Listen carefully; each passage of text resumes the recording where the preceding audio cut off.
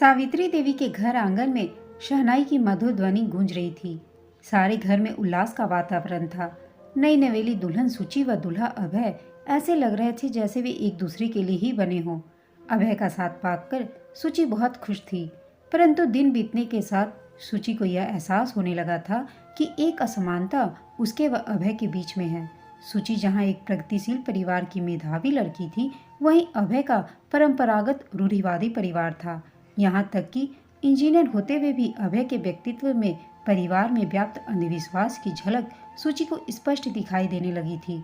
सुचि को याद है कि शादी के बाद पहली बार जब वह अभय के साथ बाहर घूमने जा रही थी तो उसकी बड़ी जेठानी ने सुचि को टोक दिया था और कहा था, सुचि, नई नवेली दुल्हन तब तक घर से बाहर नहीं निकलती जब तक पंडित जी शुभ मुहूर्त नहीं बताते। यह इस घर की परंपरा है। और फिर एक सरसरी निगाह सुचि व अभय पर डालकर वो वहां से चली गई थी। सुचि तब और दुखी हो गई जब अभय ने उनकी बात मानकर घूमने जाने का कार्यक्रम स्थगित कर दिया। हर रोज इसी तरह की कोई न कोई घटना होती। सुचि का मन विद्रोह करने को आतुर हो उठता, परंतु नई बहू की लज्जा उसे रोक देती। हर कार्य के लिए उसकी सास सावित्री देवी को पंडित से सलाह लेना जरूरी था। घर का हर सदस्य पंडित की बताई बातों को ही मानता था। इसके लिए पता नहीं कितने रुपए पंडितों के घर पहुंच जाते। दिन बीतने लगे। अभय को सुचि समझती, पर बचपन के संस्कार और जो अंधविश्वास उसमें भर दिए गए थे उनसे वह मुक्त नहीं हो पा रहा था। तभी एक दिन जब घर के सदस्यों को सुचि के पांव भारी होने की खुशखबरी मिली तो सारे घर में खुशी की लहर दौड़ गई। जल्दी से सुचि की सास सावित्री देवी मंदिर में प्रसाद चढ़ा आईं। उधर खबर मिलते ही पंडित रामधन शास्त्री अपने पोती पत्रियों को लेकर आ धमके। भरपेट जलपान करने के बाद अपनी भारी भरकम तोंद पर हाथ फेरते हुए पंडित सावित्री देवी से बोले, देखो पुत्री, अब तुम्हें बहू का खास ध्यान रखना होगा। पूरे 9 महीने बहू को मुहूर्त देखकर ही घर से बाहर निकलने देना। और हाँ, कोई ऊंच नीच न हो, इसके लिए भी उपाय करने होंगे। क्या उपाय है पंडित जी? मैं आने वाले बच्चे की भलाई के लिए सब करूंगी। सावित्री देवी पंडित रामधन शास्त्री के चरणों में झुककर बोली। मुस्कुराते हुए रामधन शास्त्री मन ही मन प्रसन्न थे कि चलो अब साल भर तक तो मुफ्त का चढ़ावा मिलेगा। फिर बोले, देखो पुत्री, अभी अभी पांव बहू के भारी हुए हैं, इसलिए अभी तुम्हें हवन कराना होगा ताकि शुरू का महीना ठीक से बीते। कितना खर्च आएगा पंडित जी? सावित्री देवी ने पूछा। यही कोई 5,000 रुपये। हवन की सामग्री मंगानी होगी और मेरे साथ हवन संपन्न कराने 4 ब्राह्मण और आएंगे, पंडित जी बोले। सावित्री देवी पैसे ले आई। लीजिए पंडित जी, अब सब जिम्मेदारी आपकी है और हाँ, हवन शीघ्र करवाइए। चिंता न करो पुत्री, सब भला होगा। अपनी पोथी उठाकर शास्त्री जी उठ खड़े हुए। सुचि यह सब देखकर दुखी हो उठी।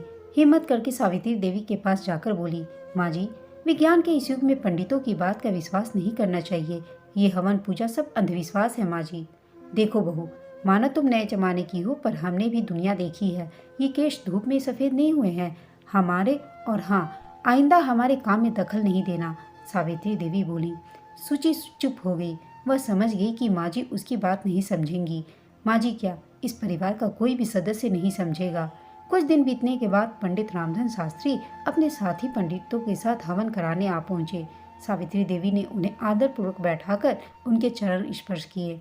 फिर परिवार के सभी सदस्यों ने भी उनके चरण स्पर्श किए। पंडित जी, हवन करने से सब बाधाएं दूर हो जाएंगी ना? सावित्री देवी बोली। हाँ पुत्री, सब कुशल होगा, पंडित जी बोले। सुचि को भी अभय के साथ हवन में बैठना पड़ा। मन ही मन इन ढोंगी पंडितों को देखकर सुचि दुखी थी, पर परिवार के सभी सदस्यों के मन पर छाए अंधविश्वास ने जो चक्रव्यूह सुचि के इर्द गिर्द रचा था, उससे वह तोड़ नहीं पा रही थी। हवन की समाप्ति के बाद पंडित जी और उनके साथियों ने जलपान किया और दान दक्षिणा लेकर विदा ली। रात में सुचि ने अभय को समझाने की कोशिश की। अभय, देखो, यह अंधविश्वास है। हवन पूजा में इतना समय और पैसा खर्च करना गलत है। आजकल डॉक्टर की यह बता सकते हैं कि बच्चा स्वस्थ होगा या नहीं। पंडित तो सिर्फ ग्रहों के झूठे हेरफेर में फंसाकर अपनी रोजी रोटी चलाते हैं। अभय बोला, देखो सुचि, माँ और परिवार के बाकी सदस्य तुम्हारे भले के लिए ही तो सोच रहे हैं। हमारे घर में हमेशा ही पंडितों से पूछकर सारे शुभ कार्य होते हैं, इसलिए बेहतर यही होगा कि तुम चुप रहो। अभय गुस्से में से बोला। दिन बीतने लगे। सुचि स्वयं को असहाय महसूस करने लगी, पर वह डॉक्टर सीमा के पास जब भी चेकअप के लिए जाती, उसे यह सुनकर तसल्ली मिलती कि सब ठीक है। 2 महीने बाद एक दिन दोपहर को दरवाजे की घंटी बजने पर सावित्री देवी ने दरवाजा खोला तो सामने एक पंडित जी खड़े थे। राम नामी धोती, माथे पर बड़ा सा टीका लगाए जनेऊ पहने पंडित जी के हाथों में पोती पत्रियां थी। अंदर आने को आतुर पंडित जी से सावित्री देवी बोली, मैंने आपको पहचाना नहीं पंडित जी। पंडित जी इधर उधर नजरें घुमाते हुए बोले, घोर संकट पुत्री, घोर संकट। मैं इस घर के सामने से गुजर रहा था, तभी मुझे महसूस हुआ कि इस घर में एक नया मेहमान आने वाला है।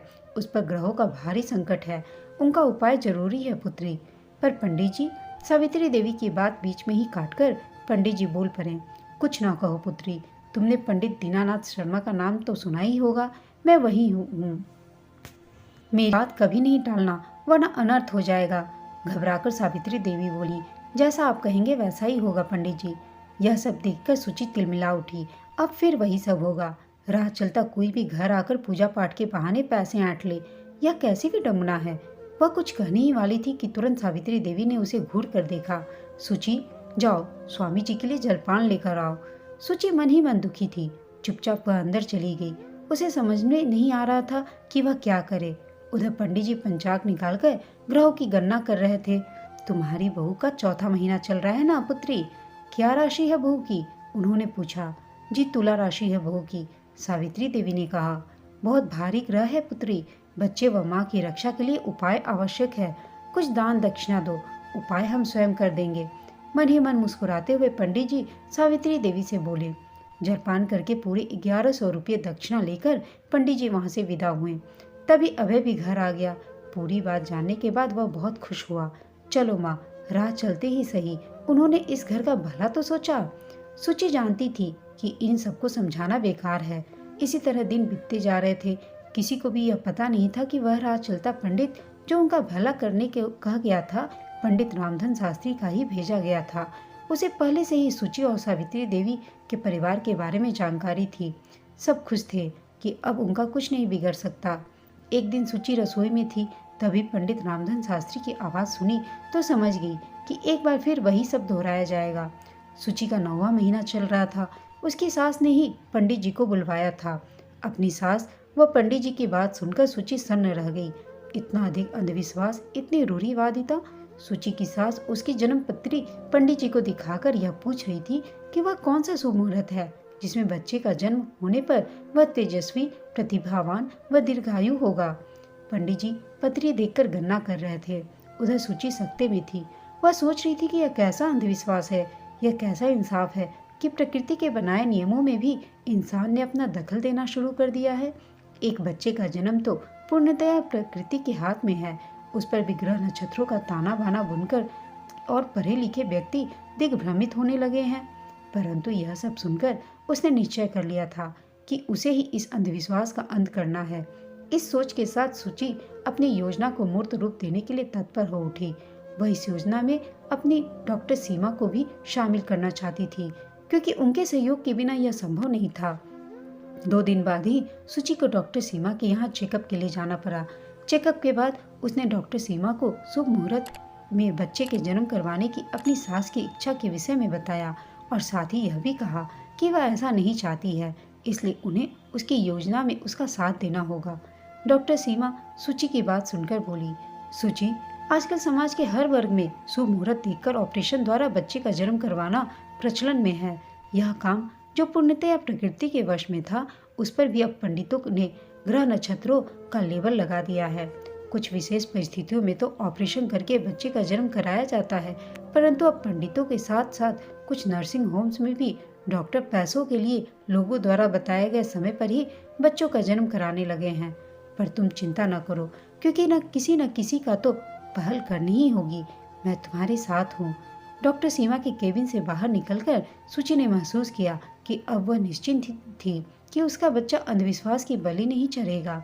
बड़ी जेठानी नेहा पूछती रही कि सुचि, तुम्हें अंदर बहुत देर लग गई, परंतु सुचि ने उनकी बात टाल दी और उनसे कुछ नहीं कहा।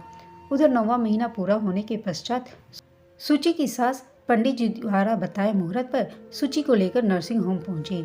डॉक्टर सीमा ने उन्हें सुचि का चेकअप करके बताया, इसे अभी एडमिट करना होगा क्योंकि इसका रक्तचाप बहुत बढ़ा हुआ है। पर डॉक्टर साहब, कल ही तो वह शुभ मुहूर्त है जिसमें बच्चे का जन्म होना चाहिए। मैं आपको मांगी कीमत देने को तैयार हूँ ताकि शुभ मुहूर्त पर ही बच्चे का जन्म हो, सावित्री देवी ने डॉक्टर से कहा। हद करती हैं आप माँ जी, भरे हुए रक्तचाप में मैं ऐसा कुछ नहीं कर सकती। पहले सुचि की शारीरिक स्थिति ठीक होने दीजिए, और हाँ, यह कीमत अपने पास ही रखिए क्योंकि मुझे सुचि व उसके बच्चे की जान ज्यादा प्यारी है, डॉक्टर सीमा क्रोध से बोली। सावित्री देवी गुमसुम सी एक तरफ बैठ गई। परिवार के सभी सदस्य एक एक करके नर्सिंग होम पहुंच चुके थे। शायद सभी शुभ मुहूर्त पर होने वाले बच्चे को देखना चाहते थे, पर सुचि की हालत की बात जानकर सभी चुप हो गए। उधर सुचि मन ही मन प्रसन्न थी क्योंकि वह डॉक्टर सीमा के साथ अपने मकसद में कामयाब हो रही थी। उधर सावित्री देवी फिर से पंडित रामधन शास्त्री के पास पहुंची और उन्हें बहू की हालत बताई। पंडित जी तो लालची थे, इसलिए उन पर इसका कोई असर नहीं हुआ और उन्होंने एक हफ्ते बाद का मुहूर्त निकाला। वापस नर्सिंग होम में आने के बाद बच्चे का जन्म हो चुका था। सावित्री देवी ने नर्स से पूछा, बच्चा स्वस्थ है या नहीं, आप एक बार देख लीजिए, मैं पंडित जी को यहीं पे बुलाती हूँ। तभी डॉक्टर सीमा ने कहा, माँ जी आप कैसी बातें कर रही हैं, इसका जन्म तो प्रकृति के विधान के अनुसार हुआ है, इसलिए तो यह पूर्णतः स्वस्थ है। और हाँ, आज मैं आपको एक राज की बात बताना चाहती हूँ।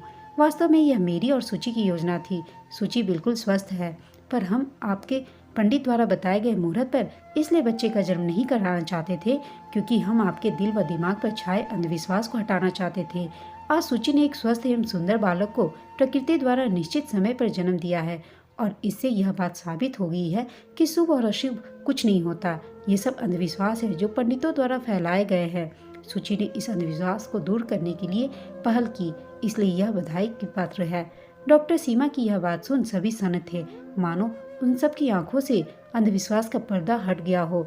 सभी आने वाले कल की कल्पना करके मुस्कुरा उठे और उस दिन के बाद से फिर से सावित्री देवी ने कभी भी पंडितों पर विश्वास नहीं किया। दोस्तों, आपको यह कहानी कैसी लगी कमेंट करके बताइएगा। साथ ही कहानी अच्छी लगी हो तो इसे लाइक, शेयर और चैनल को सब्सक्राइब अवश्य कीजिएगा। कहानी सुनने के लिए आप सबका धन्यवाद।